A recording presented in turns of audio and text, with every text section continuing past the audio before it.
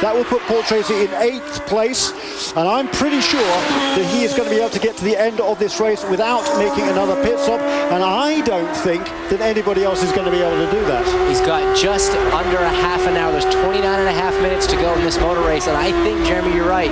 On with the fuel consumption here in Cleveland, about a minute a lap with 30 minutes to go, I think he may just have done it if he drives a little bit conservative through this last stint.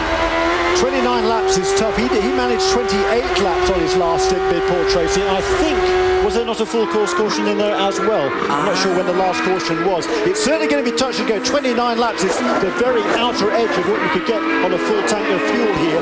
No doubt in my mind that everybody else has to stop, at least the guys that are ahead of him. And here is this battle here. It's led by Oriol Service. The battle for 3rd place right now. It's Serbia, Gianni, Simon Pagino, Robert Dornbosch, and then behind them will be Paul Tracy. A little bit of a gap back to P2, which is going to be good news for these guys. But it's a good battle here, isn't it? And these, all of these drivers are expecting to come in for pit stops over the next few laps. But there is Oriol Servia leading through turn 6 one more time into 7 and 8. The two double apex right-hander taken in 5th gear at about 120 miles an hour. Bill Stevens is in the Forsyth Championship Racing pit. Everybody down here, Rick, has got a pocket calculator out, all helping each other. And as far as Mickelwright is concerned, it's a crapshoot for Oriol Servia whether or not he can go the distance. He says Tracy definitely needs more fuel to make it to the finish. No, he says Tracy needs more fuel. Well, Servia definitely needs. Oh, and there. Something just came out from the bottom. The under tray, it looks. Oh, it's a side pod. The side pod of Oriol Servia's car has come off. That will absolutely affect his aerodynamic performance through these quick corners. Now, it's not one of the massive downforce generating pieces, but it's going to create a lot of drag, that's for sure. You know what it might do, Jeremy, is pull out a full course caution. And who might that benefit? His teammate, Paul Tracy. Serbia's about due for a pit stop in any case, but the team has now got to decide whether or not they're going to change, put a new sideboard onto that car or leave him go. At least the good news for Serbia, I guess, is he has a lap or two to assess how that bodywork flying off has affected the car. Here he comes down on the start-finish straight. Watch that on the right side of the screen. There goes the left sideboard on the car, and that must have given Neil Gianni a heck of a fright. I'll tell you, when something's coming at you at those speeds, you can tell how quick his reaction time was, though. That was in slow motion. So as we see him in the pits, and Neil Gianni right behind him. Right behind him. So good, crucial pit stops for these guys. They can certainly get to the end of the race, I believe, on fuel right now with 27 laps to go. No, as a matter of fact, Rick, you're right. Just looks like they're going to go with rubber and fuel, and they're going to leave the car basically in the same configuration. This could be the latest trend in Champ Car. Uh-oh. Left rear of the car now. There's a problem.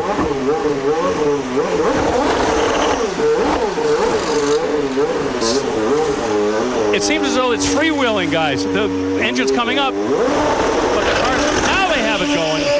There's something in there that's on fire. Yeah, there is something at the back there. There's a lot of heat shielding material within that side pod there to channel that hot exhaust from hot air from the exhaust away from the rest of the bodywork. Oh, Dan Clark. Is that Dan Clark? Yep. Trying to go side by side with Graham Rahal. He was having such a good event. Is it Dan? Let's try and get car 4. Yeah, that is Dan Clark. He was racing there with Graham Rahal for 6th position, and we're getting word that Sebastian Bourdais is off the track somewhere. There he is, the McDonald's car in the tires. What corner is that? Hard to say. I think that might be down at turn 8 at the far end of the racetrack. The full course caution is going to go out. Paul T, I've got to. He's not in the tires, so whether it's a mechanical problem or whether he's spun off, we don't yet know. Where on earth? There's a brake marker and he's facing the wrong direction. So I think he's in between. I think he's on the back straight. He's out of corner 8, heading towards the 910 chicane.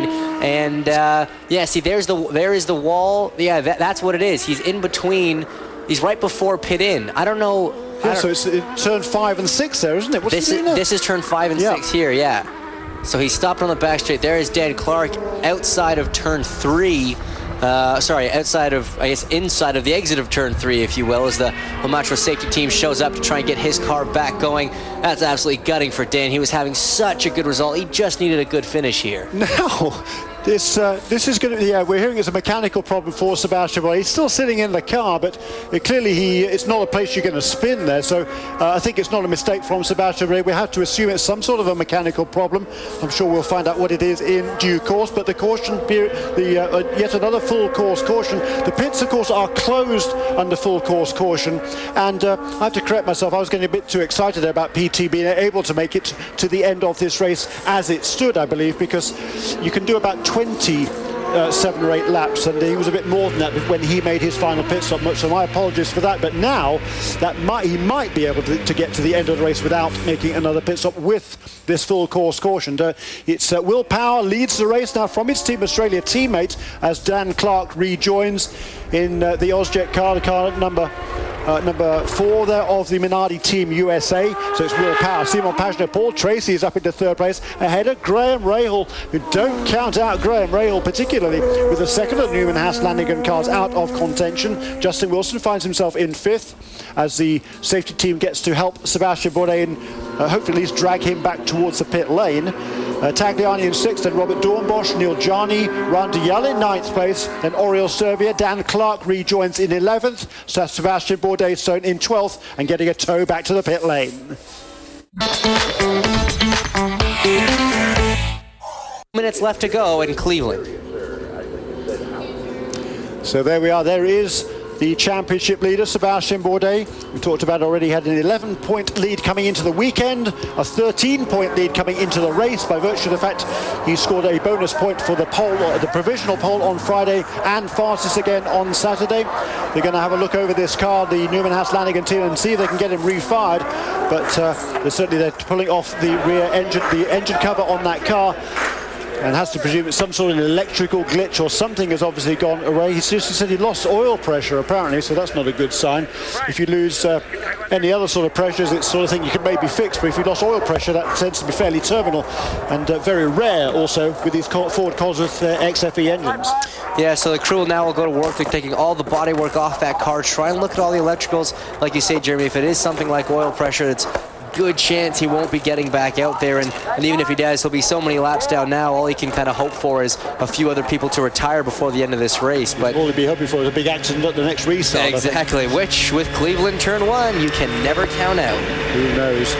He had a problem with the turbo this morning, in actual fact. During the warm-up did Sebastian Bourdais.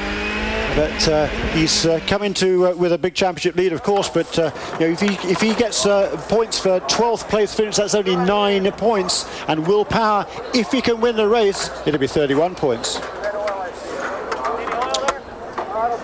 Here's a look at the team achievements for Newman Haas Lanigan Racing. First race way back in 1983, so 25th year in the Champ Car World Series. This is its 399th race. They've won 100 of them. His pole yesterday ensured the 102nd pole for Newman Haas Lanigan. Just amazing statistics there. 235 podium finishes and 7 championships. Incredible. I mean, it's a 25% win ratio. It's just incredible, and a lot of that has to be credited to this man right here, Sebastian Bourdais. And it looks like they will not be getting their 101st win, as Will Power, our leader, is in pit lane. Yeah, we thought everybody's Cameron Steele. Looking over the car, talking to the team, said there will be no change in the car, just get the fuel in there and get away. Remember, Alex Tagliani said he only needed a few laps of caution to possibly make it to the end. We'll have to watch and see if he comes into pit. So, as we see the Team Australia car on pit lane, guess who did not come onto pit lane? They lead absolutely nose to tail, do those two. And the guys that stayed out included Paul Tracy, we believe Graham Rahal, and Robert Dornbosch as well.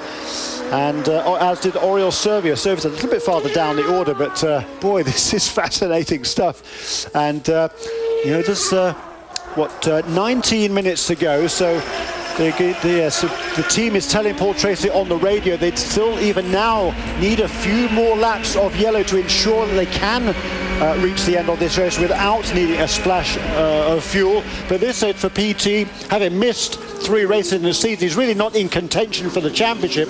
All he's interested is race wins. It's like you say, it's all that he wants right now. And Paul Tracy is like we said, had some success here at Cleveland, and if he can get a few more laps of yellow once this race goes back green.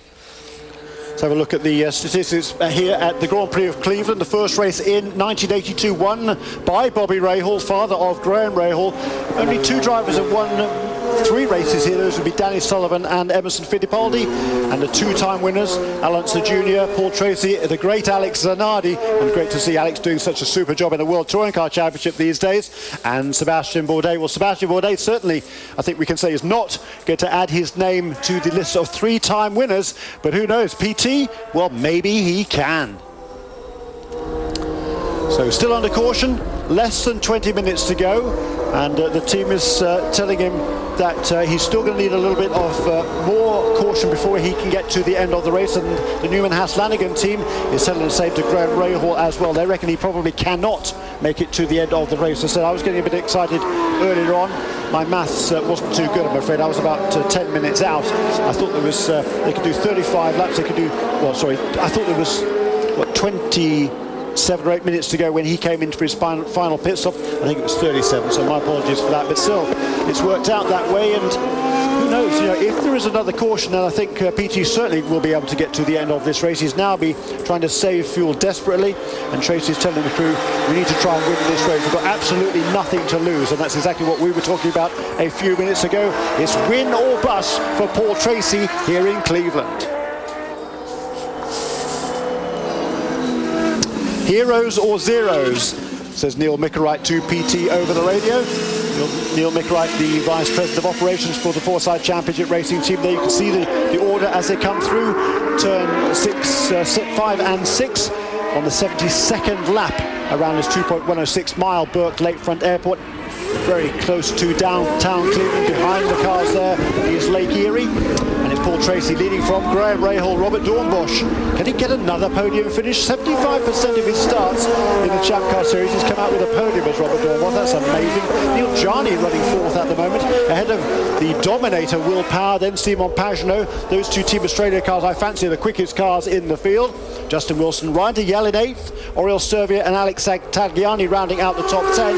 Dan Clark, our only runner, other runner, 1 lap down. But now the green flag is poised in the air. Paul Tracy leads the field.